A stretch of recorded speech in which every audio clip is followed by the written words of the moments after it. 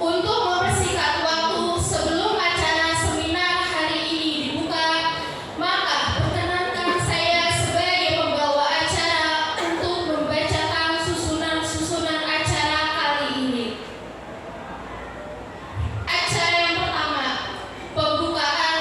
Acara kedua, pembacaan ayat suci Al-Quran. Acara ketiga, sambutan. Acara keempat, pemaparan materi pertama sekaligus diskusi dan tanya jawab. Acara kelima, pemaparan materi kedua sekaligus diskusi dan tanya jawab. Acara keenam, doa. Acara ketujuh, penutup. Acara pembukaan. Untuk mempersingkat waktu, marilah kita membuka acara ini dengan membaca basmalah. Bismillahirrahmanirrahim. Acara yang kedua, membacakan ayat suci Al-Quran yang akan dibacakan oleh saudara Dodi Ramdhani. Kepadanya waktu dan tempat kami persilakan. أعوذ بالله من الشيطان الرجيم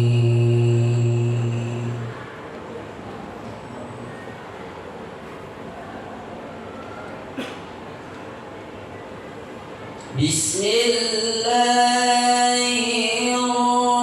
الرحمن الرحيم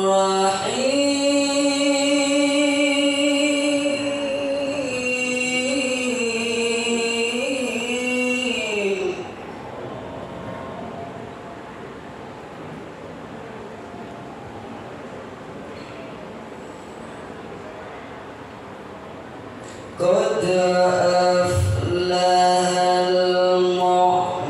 المؤمنون الذين هم في صلاتهم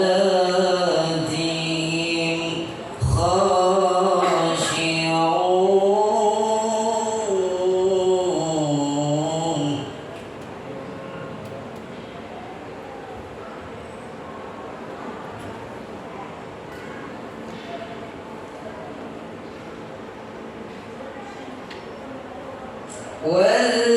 والذين هم عن اللغو معرضون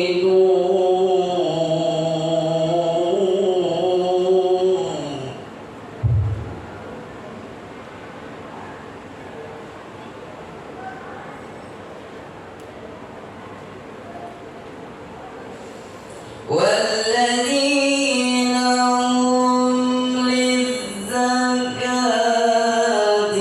فاعلون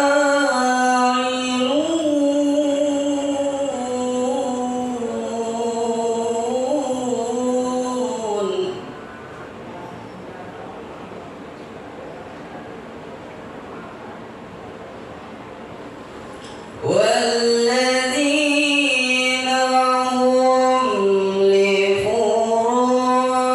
لفروجهم محافظون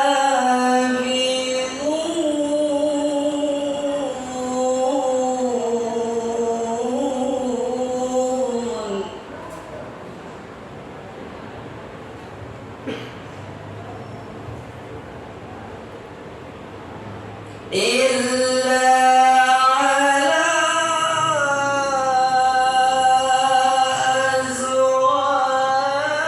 أزواجهم أو ما ملكت أيمانهم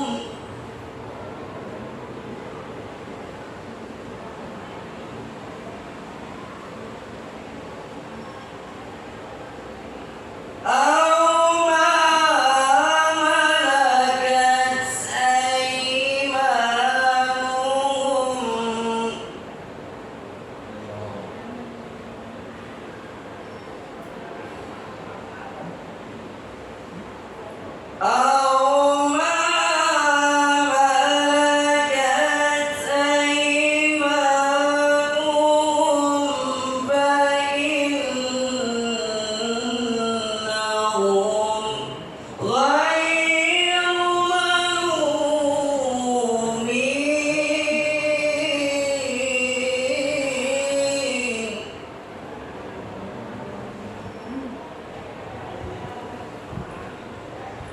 فقد ابتغى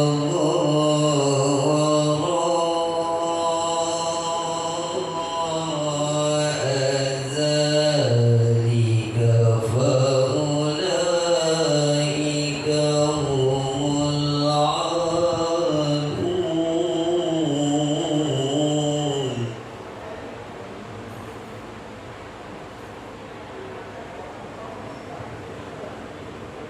والذين هم لأماناتهم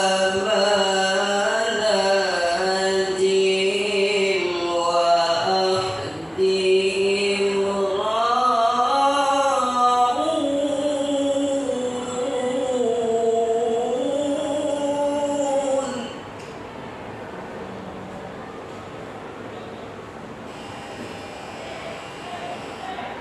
والذين هم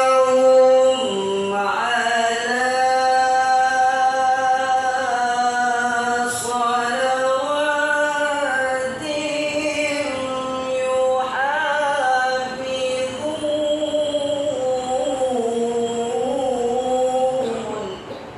صلواتهم يحافظون أولئك هم الوارثون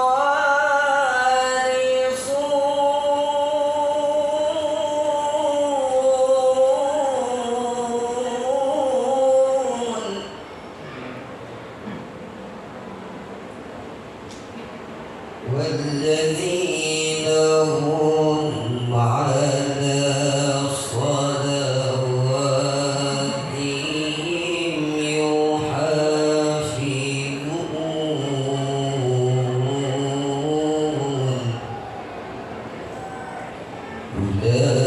أولئك هم الوارثون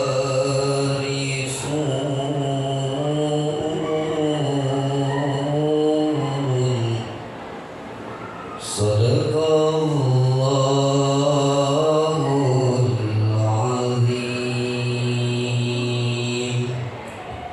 Bapak Muhammad Qaddafi, kepada beliau waktu dan tempat kami persilakan. Bismillahirrahmanirrahim. Assalamualaikum warahmatullahi wabarakatuh.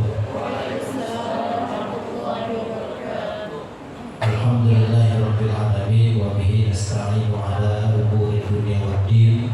Wassalatu wassalamu ala asyrafil anbiya'i wal mursalin sayyidina wa nabiyyina wa maulana Muhammadin sallallahu alaihi wasallam wa ala alihi wa sahbihi ajma'in, amma ba'du. Qala Allah ta'ala fil Qur'anil Karim, a'udzu billahi as-sami'il 'alim minasyaitonir rajim. Ya ayyuhalladzina amanu taqullaha haqqa tuqatih wa la tamutunna illa wa antum muslimun. Shadaqallahul 'adzim. Wallahu a'lam bi muradihi. Alhamdulillah, pada kesempatan yang mulia ini mari kita bersyukur kepada Allah Subhanahu wa taala atas nikmat yang Allah limpahkan kepada kita, terutama nikmat iman, Islam, sehat, kesempatan, taufik dan hidayah. Salawat dan salam semoga Allah sampaikan kepada baginda alam Rasulullah sallallahu alaihi wasallam. Mudah-mudahan Allah sampaikan juga kepada keluarganya, sahabatnya, dan sampai kepada kita semua, sehingga harapan dan doa mudah-mudahan kita yang hadir pada kegiatan yang mulia ini mendapatkan syafaatul uzma beliau. Amin ya rabbal alamin. Hadratul kiram yang sama-sama kita muliakan, Ketua Yayasan Pesantren Islam Al-Usmaniyah, orang tua kita yakni Kiai Haji Syekh Komedan MC, yang mana beliau berhalangan tidak dapat hadir karena berada di luar kota. Mudah-mudahan Allah berikan kesehatan, amin. Yang sama-sama kita muliakan Ibu Ketua STAI PDDI, kami sebut dengan hormat Ibu Syifa Awalia MM beserta keluarga, yang mana beliau pun dalam kesempatan ini tidak dapat hadir, dan sekaligus beliau menyampaikan salam serta permohonan maaf karena tidak hadir pada kegiatan seminar nasional ini dikarenakan beliau saat ini sedang berada di Palopo karena 2 hari yang lalu ibu mertua beliau, ibu mertua atau bapak mertua,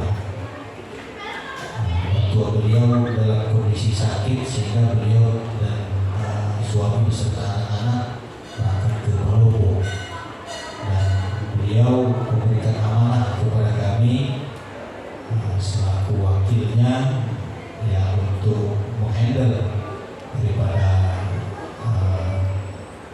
keharusan beliau untuk hadir. Tapi di samping itu juga beliau menyampaikan salam, mohon keikhlasan dan keriduan para hadirin semua untuk mendoakan mertua beliau dengan membacakan suratul Fatihah. Kita khususkan kepada Ibu Suryani binti RS 25. Allahumma rabban nas adhibil ba'sa isfi. Al-Fatihah. A'udzu billahi minasyaitonir rajim. Bismillahirrahmanirrahim. Alhamdulillahirabbil alamin arrahmanir rahim maliki yaumiddin.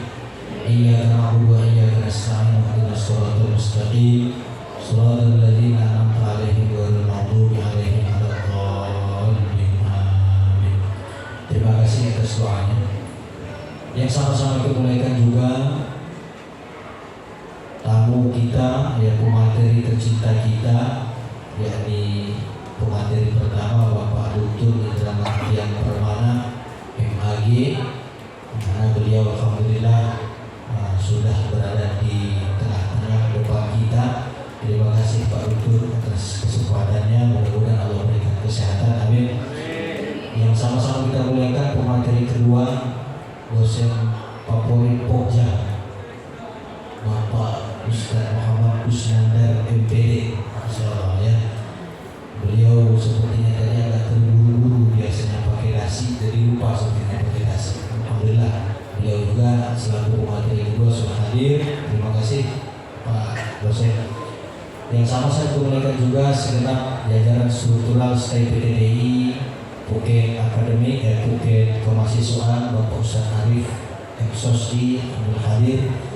Segenap jajaran Prodi PAI, Bapak Zuri Farun MPD, Prodi KPI Merangkap Kapolri HES, Bapak Willy MAG. Segenap jajaran para dosen yang kami muliakan, alhamdulillah hadir, baik dosen tetap maupun tetap dosen, alhamdulillah hadir. Khusus hadir Bapak Adi, Tuan Guru Pak Kiai Haji Abdul Jalil MA, dan juga Bapak Ustaz Wahyu Misbah MA, dan ada Ustaz Karmuji MA, beserta orang tua kita, guru kita, tetap dosen Bapak Abu Kudsi Ahmad BPD untuk hadir, dan beserta jajaran yang lainnya dari Kabiro dan staf yang lain yang kami muliakan. Tidak pula yang sangat kami cintai dan kami banggakan segenap tamu undangan, baik dari sekolah-sekolah maupun majelis taklim, alhamdulillah hadir. Dari beberapa DKI Masjid, ada DKI Masjid Darussalam, alhamdulillah hadir. Terima kasih atas waktunya para asatidz. Dari DKI Masjid Al-Ikhlas Rawasenggol juga hadir, alhamdulillah. Terima kasih atas kesempatan dan hadirnya. Beserta para mahasiswa-mahasiswi, mungkin ada alumni juga yang hadir, kami ucapkan terima kasih.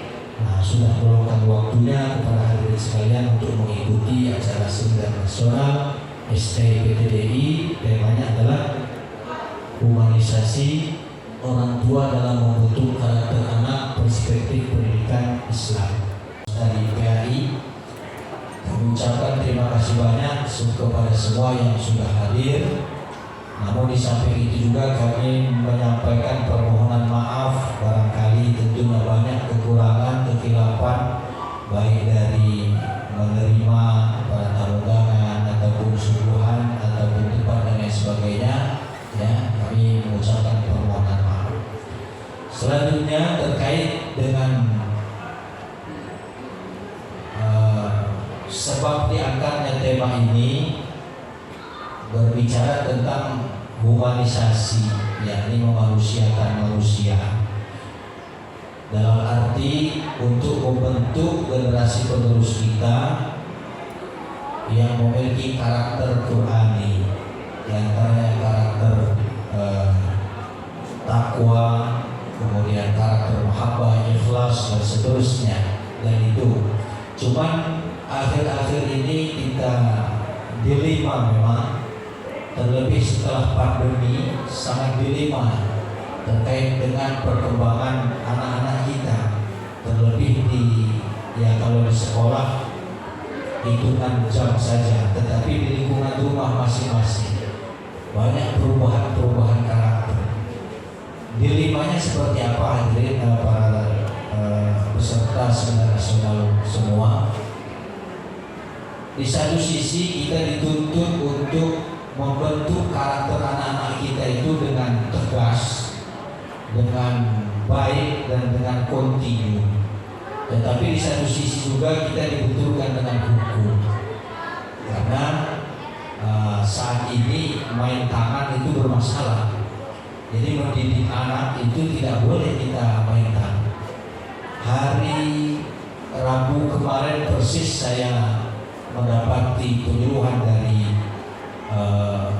dinas bahwa saat ini untuk meningkatkan kualitas karakter peserta didik kita dengan menggunakan metode yang lain dalam rangka penerapan kurikulum merdeka. Jadi dihilangkan yang namanya bahasa punishment atau bahasa ikom kalau di pesantren, tetapi yang ada adalah berkomitmen kepada peserta didik kita itu terhadap suatu aturan, sehingga ketika melanggar komitmennya itu dirubah menjadi konsekuensi. Jadi bukan menghukum lagi sekarang, bahasanya konsekuensi. Kita sudah kontrak gitu bahasanya, tapi kalau peraturan guru sudah menjalankan ini.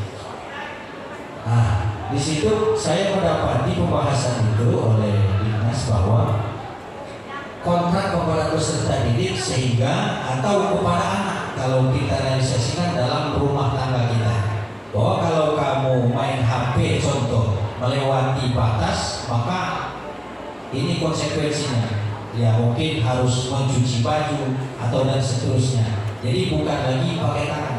Tapi saya kemarin sempat nanya, Pak Pengawas, saya mau nanya, saya biasanya melakukan kesepakatan dengan siswa, tapi saya biasa pakai tangan. Contoh kalau baju tidak dimasukkan, saya bilang saya jewer. Bagaimana? Tapi sudah disepakati ini. Apa kata Pak Pengawas? Tetap kena hukum. Kalau nggak terima lapor ke polisi, dipanggil tidak. Tapi di samping itu penegakan karakter itu perlu, sangat penting. Mobil khusus akhir-akhir ini kan setelah pandemi luar biasa sekali, ya kan? Karakternya sungguh berubah. Sehingga dari berbagai permasalahan itulah, terlebih di lingkup keluarga, kami mengangkat judul ini. Dan insya Allah yang para pemateri kita akan menguraikan tips-tips kira-kira ya untuk memecahkan permasalahan ini. Jadi kita tetap tegas, tetapi tidak melawan aturan hukum khusus yang ada di negara kita. Hadirin rahimakumullah, harapannya begitu sehingga kita semua setelah mengikuti seminar nasional ini bisa mendapatkan bekal dan dapat kita amalkan dalam kehidupan sehari-hari. Barangkali ini saja sedikit sambutan kami mewakili daripada Ibu Ketua. Kami ucapkan sekali lagi terima kasih atas kehadirannya dan mohon maaf atas segala kekurangannya. Mudah-mudahan dulunya kita di majelis seminar nasional ini mendapatkan rahmat, barokah dan maghfirah dari Allah Subhanahu wa taala. Terima kasih. Yang ditutup, hasbunallahu wa ni'mal wakil. Assalamualaikum warahmatullahi wabarakatuh. Alhamdulillahilladzi fadala bani Adam bil ilmi wal amal ala jami'il alam. Wassalatu wassalamu ala sayyidil arwahil ajam wa ala alihi wa sahbihi nabiyil qulub. Yang terhormat Kiai Sayyid Hamdan, Ketua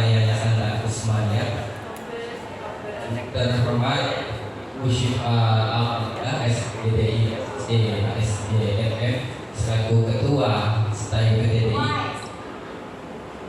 Yang kami hormati juga pemateri kita Dr. Indra Mardian Skom SOSIAP. Beliau salah satu dosen dari Universitas Ibnu Khaldun. Dan yang pemateri kedua Bapak Kusnandar MPD selaku dosen STAI PTDI Jakarta, dosen yang favorit dan luar biasa. Sekarang beliau sudah hadir di tengah-tengah kita.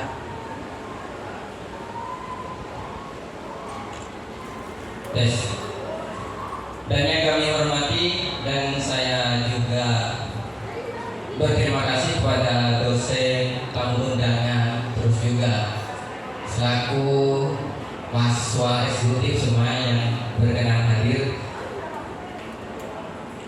Alhamdulillah, bersyukur pada Allah pada siang hari ini kita masih diberikan kesehatan maupun hidayah oleh Allah Subhanahu wa taala sehingga kita dapat melaksanakan kegiatan seminar proposal dengan tema humanisasi orang tua dalam membentuk karakter anak berservis Islam. Sahabat beserta salam kita tetap haturkan kepada junjungan kita Rasulullah SAW yang telah memberikan bimbingan hidayah kepada kita semua sehingga kita dapat membedakan hal yang baik dan hal yang tidak baik. Oke, untuk mempersingkat waktu perlu saya jabarkan profil dari pemateri pertama, Dr. Indra Mardian Skom. Beliau S1 di STIMIK Muhammadiyah Jakarta, lulus tahun 2013.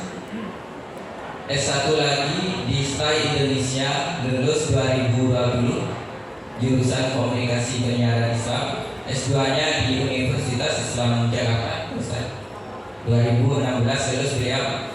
Terus S3-nya di University Sultan Zainal Abidin, Unisnya Malaysia, lulus tahun 2021. Pekerjaan beliau dosen di Pasca Sarjana di Wika Bogor, wakil rektor bidang Islam Muhammadiyah dan Kemahasiswaan, dan direktur Diklat dan Kajian di Center of Study for Indonesian Leadership.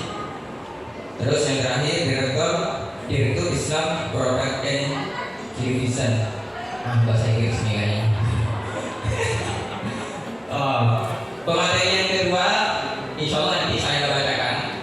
Untuk pemateri yang kedua, langsung saja sebelum saya serahkan kepada pemateri, marilah kita baca basmalah bersama dengan tujuan pelaksanaan ujian, pelaksanaan seminar maksudnya. Pelaksanaan seminar berjalan dengan lancar.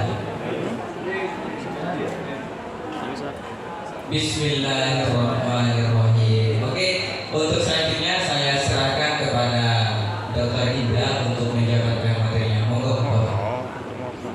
Orang tua dalam membentuk karakter anak, perspektif pendidikan.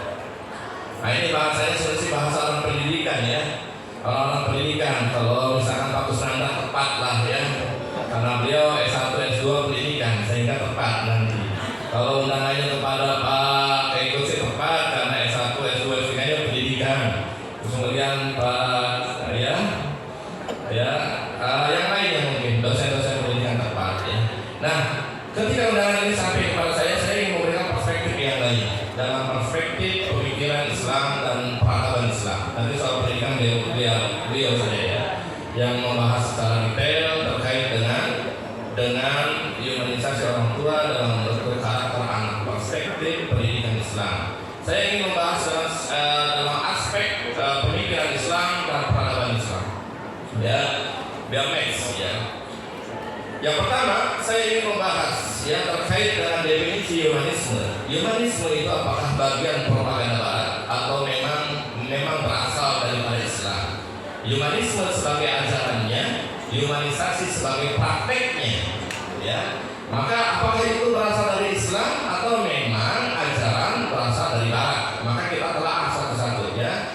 Yang pertama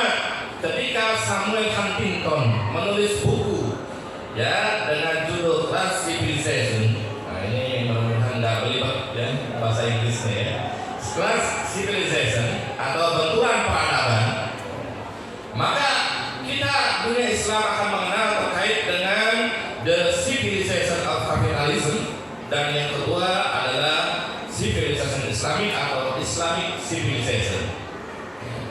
Dan ini sebuah hal yang kemudian akhirnya tidak bisa dinafikan. Ya, sebuah hal, berapa menit saya sengaja ya. Ini tidak bisa dinafikan. Akhirnya benturan peradaban antara Islam dan Barat, konsep Islam dan konsep Barat, ya. Terus kemudian perspektif Islam dan perspektif Barat, ya. Dan dalam hal ini yang kita sedang bahas adalah terkait dengan humanisme. Maka, ya, para mahasiswa semuanya, kita akan melihat bagaimana kemudian dari the civilization of capitalism dan Islamic civilization tersebut, maka akan muncul turunannya worldview kapitalisme dan worldview Islam, cara pandang kapitalisme dan cara pandang Islam. Sehingga bagaimana kita mensikapi terkait dengan isu humanisme ini?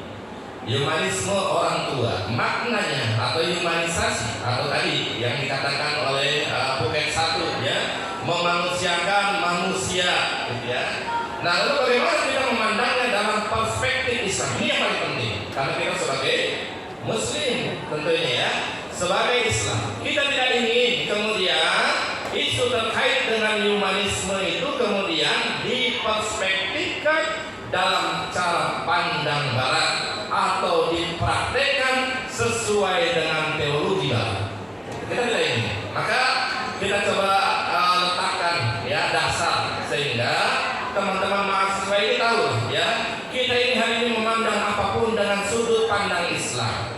Tentu kalau dalam sudut pandang Islam kita terikat dengan dua panduan, ya. Kalau dalam hadis Nabi itu taraktu fikum, ya, aku tinggalkan kepada kalian dua perkara yang kalau misalkan dua perkara itu kalian jalankan, lan tadillu abadan ba'dahuma, ya, tidak akan tersesat kalian setelah menjalankan keduanya. Maka di sini saya ingin menjelaskan kepada teman-teman semuanya mahasiswa terkait dengan isu humanisme tersebut yang hari ini mau nggak mau kemudian diterima oleh kita sebagai umat Islam di seluruh penjuru dunia. Ya. Jadi yang pertama, ya, adalah worldview kapitalisme dan worldview Islam. Ya. Kemudian pandangan hidup Barat dapat, kalau dalam beberapa buku, ya, pandangan hidup Barat dapat kita lacak dalam periode modern. Yang dari situ pula kita dapat atau lahir pula pandangan terkait dengan hidup kapitalisme. Ya. Sejarahnya peradaban Barat adalah peradaban yang dikembangkan oleh bangsa-bangsa Eropa, terutama di sini dua peradaban sebelum Islam. Kita tahu, ya, sebelum Islam lahir ke Jaziratul Arab, ya. Sebelum Islam diturunkan oleh Allah Subhanahu wa taala kepada Nabi Muhammad SAW, masa sebelum itu ada peradaban besar, ya, sebelum Islam, ya. Dan di antara dua peradaban besar yang kemudian ini terkait dengan ilmu, terkait dengan peradaban, terkait dengan masalah-masalah kehidupan, yaitu terkait dengan peradaban Romawi dan peradaban Yunani. Selain nanti mungkin kalau kita pelajari itu ada peradaban Persia, ya. Sebelum Islam itu ada peradaban India dan yang lainnya. Ya, namun yang saya ingin kembangkan di sini yaitu adalah peradaban dari Yunani dan yang dikawinkan dengan peradaban Romawi, sehingga kemudian dua-duanya klop dalam mempengaruhi kehidupan seluruh bangsa hari ini. Ya, prinsip-prinsip asal dalam filsafat, seni, pendidikan, pengetahuan itu diambil dari Yunani, sedangkan prinsip-prinsip mengenai hukum, ya, dan kemudian ketatanegaraan diambil dari Romawi. Nah, dalam perkara ini humanisme itu termasuk dalam perkara filsafat. Secara teori memang dikembangkan, ya, humanisasi, humanisme dan yang lainnya itu secara teori memang dikembangkan oleh Barat, ya, memanusiakan manusia. Tadi disampaikan oleh Phuket 1, ya, bahwa hari ini kita terjebak dengan tidak boleh pendidikan itu dengan memukul,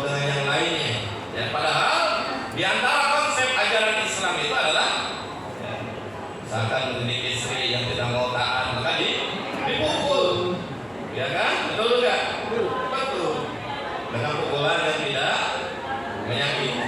Ya. Anak 7 tahun diperintahkan sholat, sudah lewat 10 tahun nggak mau sholat maka dipukul.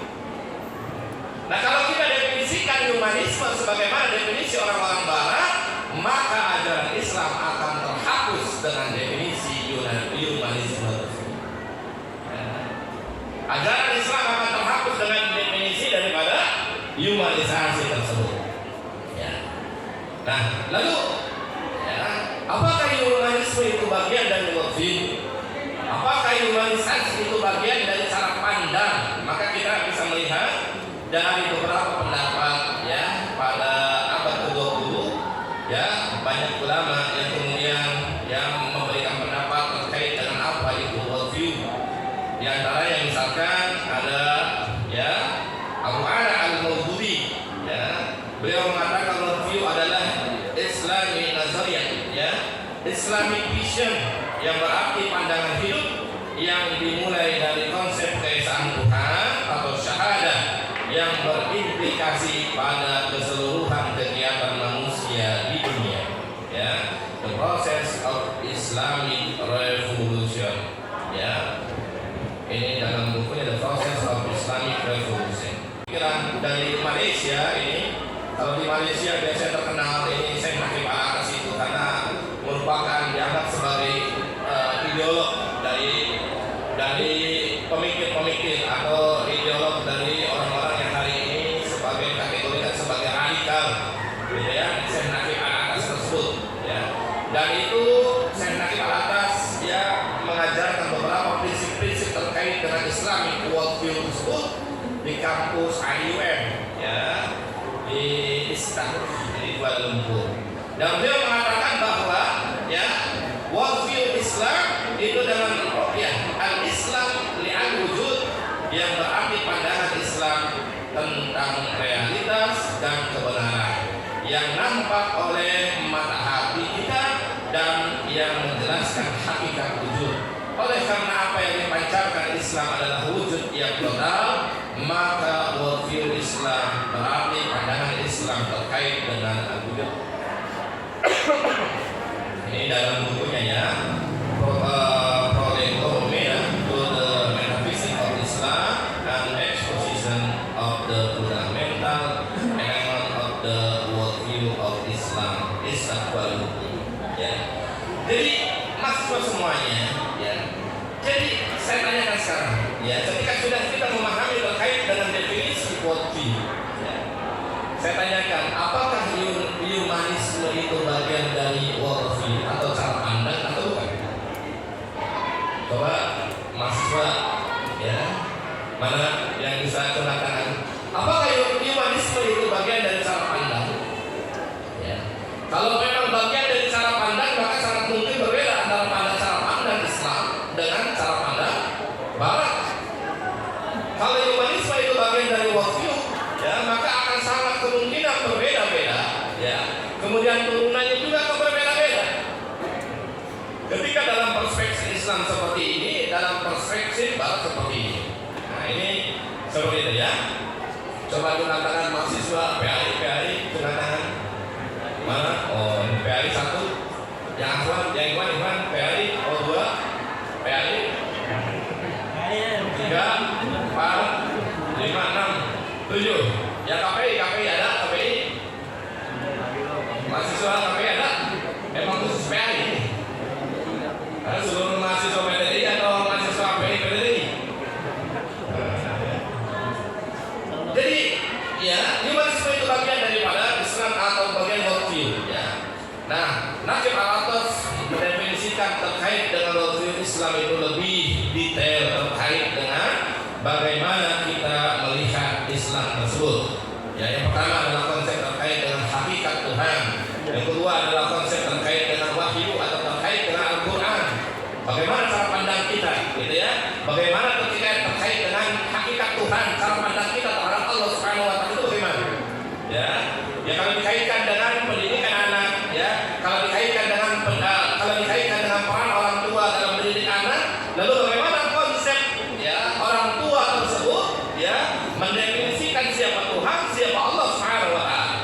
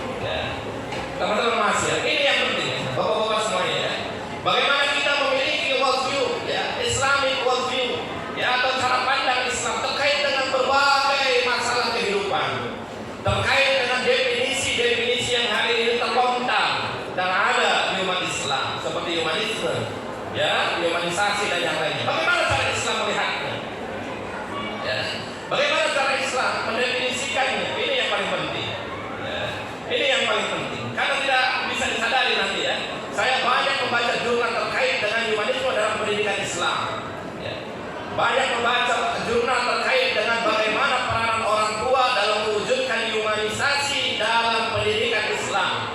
Rata-rata kiblatnya adalah ke barat. Rata-rata kemudian marojinya, referensinya adalah buku-buku dari barat. Sehingga ketika mendefinisikan terkait dengan humanisasi manusia atau humanisasi terkait dengan peran orang tua misalkan dalam bidang pendidikan, rata-rata yang dikedepankan itu adalah definisi-definisi barat. Ya. Jadi di sini penting, ya, teman-teman mahasiswa perlu memahami segala sesuatu definisi tersebut dengan cara pandang Islam atau worldview Islam. Ya. Sehingga kita tidak akan, ya, istilahnya tidak akan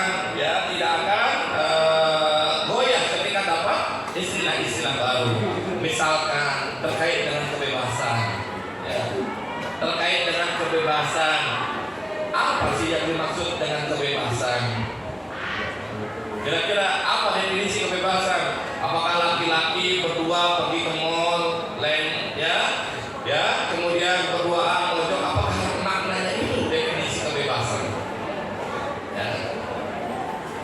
Apa itu yang didefinisikan sebagai kebebasan? Ya. Terus kemudian definisi kebahagiaan. Kalau cara pandangnya Islam, bukan cara pandang Islam, kebahagiaan itu diukur. Ya.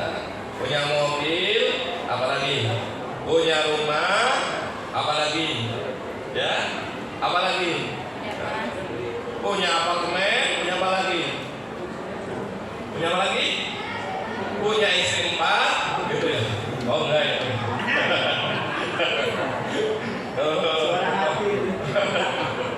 Suara hati ya. Jadi kalau definisi terkait dengan kebahagiaan itu, maka banyak orang yang tidak berbahagia hari ini. Betul kan? Kalau definisinya bahwa kebahagiaan itu diukur dengan materi sebagaimana orang barat mendefinisikan bahwa bahagianya itu adalah terpenuhi semua kebutuhan materi, maka orang Islam banyak yang tidak bahagia. Karena kebanyakan orang Islam minal fuqara wal masakin. Karena orang Islam kebanyakan dari fakir dan miskin. Ya, kalau definisinya itu kebahagiaan itu seperti ini, maka kita harus memahami betul. Mahasiswa itu harus memahami betul, ya, terkait dengan worldview, terkait dengan Islamic worldview, cara pandang Islam. Maka kalau cara pandangnya baik, ya, cara pandangnya sesuai Islam, apapun kondisinya, senang atau susah, banyak materi atau tidak, itu ya, terus kemudian punya rumah atau tidak, atau masih kos, maka kita layak untuk mendapatkan kebahagiaan selama kemudian ada Al-Quran dan hadis dalam dada kita dalam kehidupan. Dan itu, ya kan? Tapi kalau definisinya kemudian dibalikan berdasarkan asumsi barat terkait dengan parameter kebahagiaan itu, maka di situ tidak akan ada kemudian seseorang itu akan disebut dengan bahagia. Maka di sini penting, ya, teman-teman mahasiswa, terkait dengan Islamic worldview tersebut yang tadi kita sampaikan, ya, definisi tersebut, ya, ada Islami Nazariyah sebagaimana Imam Al-Maududi mengatakan tersebut. Kemudian ada tasawwur al-Islami, kemudian ada al-Mabda al-Islami, kemudian ada Ru'yah al-Islami dan al-Wujud. Nah, ini pendapat para ulama yang kemudian kedua atau keempat pendapat tersebut merujuk atau mengujuk kepada dua sumber yang memang ditetapkan oleh Allah Subhanahu wa taala, ya, yang memang menjadikan contoh dari Rasulullah SAW, yaitu Al-Quran dan hadis. Kalau anti religius maka peran agama akan dihilangkan. Nah, itu dari humanis, ya. Muncul teori pendidikan humanis itu terkait dengan pada tahun 1970 dan sebagai pelopornya adalah Abraham Maslow 1908-1970, di mana Abraham Maslow ini dikenal sebagai pelopor aliran psikologi humanisme. Awalnya psikologi humanisme, kemudian berubah menjadi humanisme pendidikan, kemudian bergeser menjadi humanisasi pendidikan, ya. Dan Maslow percaya bahwa manusia tergerak untuk memahami dan menerima dirinya sebisa mungkin Teori yang sangat terkenal sampai dengan hari ini adalah teori terkait dengan hierarki of need, hierarki kebutuhan, di mana ya berdasarkan Abraham Maslow atau terkait dengan hierarki kebutuhan ini, hierarki of need tersebut, maka manusia termotivasi untuk memenuhi kebutuhan-kebutuhan hidupnya. Kebutuhan-kebutuhan tersebut memiliki tingkatan atau hierarki, mulai dari yang paling rendah atau sifatnya fisiologis sampai yang paling tinggi aktualisasi diri. Hierarki of need, hierarki kebutuhan dari Maslow menyatakan bahwa manusia memiliki 5 macam kebutuhan atau hierarki of need. Nah, ini saya jabarkan. Dikasih pas. Ya. Ini hierarki of need yang kemudian menjadi teori terkait dengan humanisme. Ya. Jadi humanisme ini ya bisa terjadi ya jika 5 kebutuhan ini tercapai. Jika salah satu parameter yang tidak tercapai, maka tidak termasuk humanisme. Ya, tidak memanusiakan manusia. Ya. Termasuk humanisasi dalam pendidikan, maka hierarki of need ini mengajarkan 5 kebutuhan yang harus dipenuhi. Yang pertama, physiological needs atau kebutuhan psikologi. Jadi kalau nanti ada pendidikan yang tidak memahami psikologi anak, gitu ya, psikologi anak, ya, maka dianggap pendidikan yang gagal, pendidikan yang tidak sesuai dengan humanisme, pendidikan yang tidak sesuai dengan humanisasi pendidikan. Kalau sampai kebutuhan psikologi tersebut tidak terpenuhi, ya, jadi itu yang pertama. Yang kedua, safety dan security need, kebutuhan akan rasa aman. Jadi mendidik anak ini dalam keadaan terancam atau tidak? Mereka belajar ini dalam keadaan aman atau tidak? Mereka belajar ini dalam keadaan nyaman atau tidak? Kalau memang keadaannya itu tidak tercapai, maka secara teologi, maka humanisasi pendidikan itu tidak tercapai. Dan ini bahaya ini untuk pondok baru, sekolah baru, gitu ya.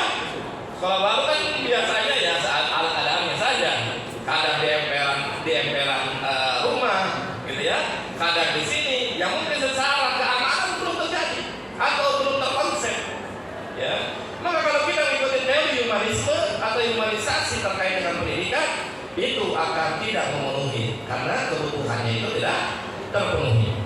Yang ketiga adalah love of belonging needs, ya, kebutuhan akan rasa kasih sayang dan rasa memiliki. Jadi humanisme mengajarkan jika itu humanisme pendidikan, maka salah satu kebutuhannya harus ada kasih sayang dan rasa memiliki. Buat para pendidik mungkin ada guru nanti ya sini ya, guru-guru dan calon guru ya. Kalau PAI ya pasti calon guru ya, pendidikan agama Islam, nanti mungkin dari guru di SD, di SMP dan SMA ya. Jadi kalau ngikutin teori terkait dengan humanisme ya, maka berikutnya adalah pendidikan itu harus menumbuhkan rasa kasih sayang dan rasa memiliki. Saya ingat tadi ya, pukulan tidak diperbolehkan, dianggap karena dianggap tidak sayang. Dalam teori ya, dalam teori barat bahwa ya memukul itu tidak sayang. Padahal dalam teori Islam memukul itu bisa jadi karena sayang. Istri nggak lulus didiemin aja nggak sayang. Istri misalkan nggak sholat kita diemin saja. Oh itu wujud sayang saya Ustaz sama istri saya, nggak bisa seperti itu. Ya. Melakukan kemaksiatan, misalkan merumpi bareng, misal gitu ya, maka kemudian akan ditegur oleh suaminya. Ya, dalam teori, ya, yang penting harmonis, tidak ada maksudnya tidak ada konflik dalam rumah tangga, maka itu masuk dalam humanisme. Tapi kalau worldview-nya Islam itu tidak masuk. Itu tidak masuk. Mendidik anak. Ya, anak 7 tahun diajarkan sholat, ya, diajarkan kewajiban. Nanti kita lihat ya. Dan contoh daripada Ali bin Abi Thalib dalam mendidik anak tersebut ada fase-fasenya. Meskipun hari ini fase itu bergerak begitu cepat. Tengah-tengah seperti ini hari ini kewalahan sekarang, ya, dengan fenomena anak generasi Z, gitu ya. Gen Z itu kita sebagai tenaga pendidik itu kewalahan. Kalau tidak menyesuaikan, kalau tidak cepat beradaptasi, ya, maka hari ini banyak kemudian yang akan ditinggalkan untuk ketaatan. UI kemarin sudah meneliti terkait dengan lembaga masjid, ya. Dalam salah satu penelitiannya, kemudian yang berikutnya teori, ya, humanisme yang dikeluarkan